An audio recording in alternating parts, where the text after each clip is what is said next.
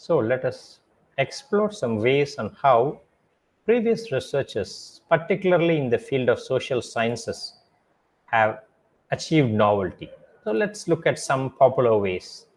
So the first way to achieve novelty is to provide new information for the first time. Although it's very difficult, there are very few dissertations which will fall in this ambit, providing information for the first time. For instance, if you look at the top tier journals in the field of education, those journals might suggest some new educational theories, or the researcher would have worked on a new model. So, by doing so, they will claim that their work is very niche and new and innovative. So, this is one way of achieving novelty. Provide new information for the first time. The second way of achieving novelty is you can say something that others have not said before.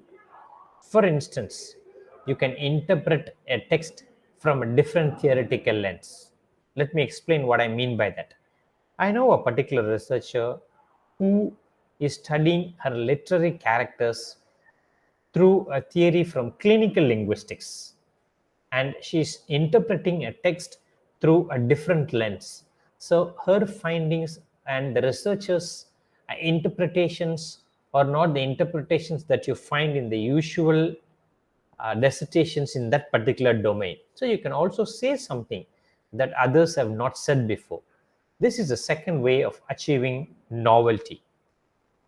See, the third way of achieving novelty is your work could be a continuation of an earlier original work.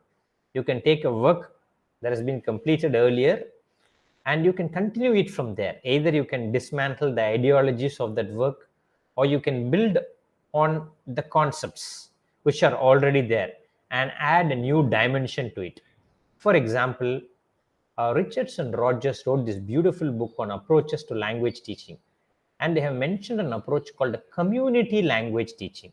So this particular approach, community language teaching, was not very much researched by earlier researchers. So you can pick such niche areas and try to build on it further and see how it works in your context. So this is one idea on how you can add novelty in your work, particularly in language teaching and literature. So then the fourth way of achieving novelty is testing others' idea. Ideas are already there. You can take those ideas or you can synthesize those ideas and see how it works in your context. Like you can make your research interdisciplinary, cross-disciplinary, multidisciplinary, or transdisciplinary.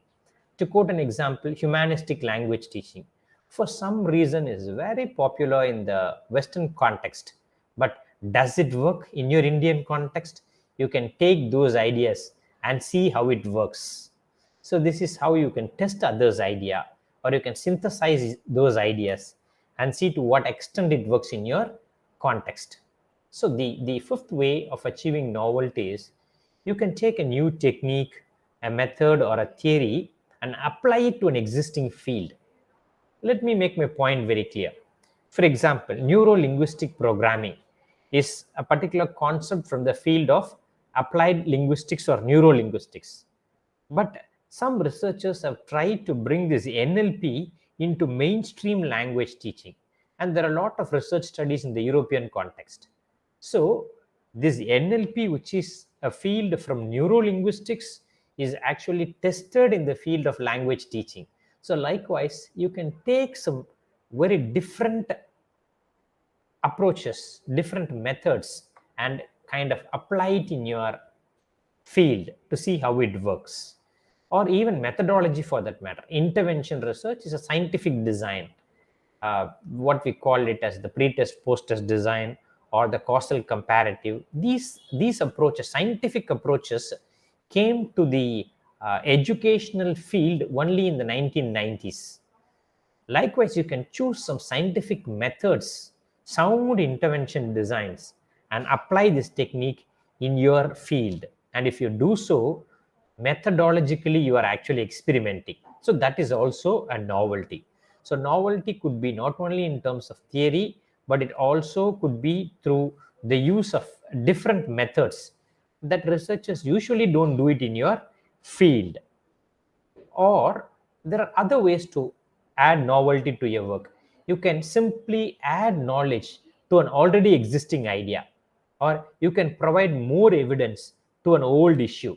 So you need not come out with some groundbreaking findings and say that nobody has done it before, because the term novelty actually is not an all encompassing terminology. What is novelty in life sciences is not novelty in a language teaching and literature for that matter, or social sciences and humanities per se. So novelty could be very incremental. So I have discussed a few strategies of achieving novelty. So you need not come out with some groundbreaking novelty. Your novelty could be incremental. You could add a little bit of knowledge to an already existing idea. It could be a theory which is already there. It could be a synthesis of all new ideas. It could be adding evidence to an already existing old issue, or it could be choosing some transdisciplinary, multidisciplinary, or sister disciplinary theories and applying it in the context of your research. So you can attempt novelty in these ways. I hope you found this video on novelty useful.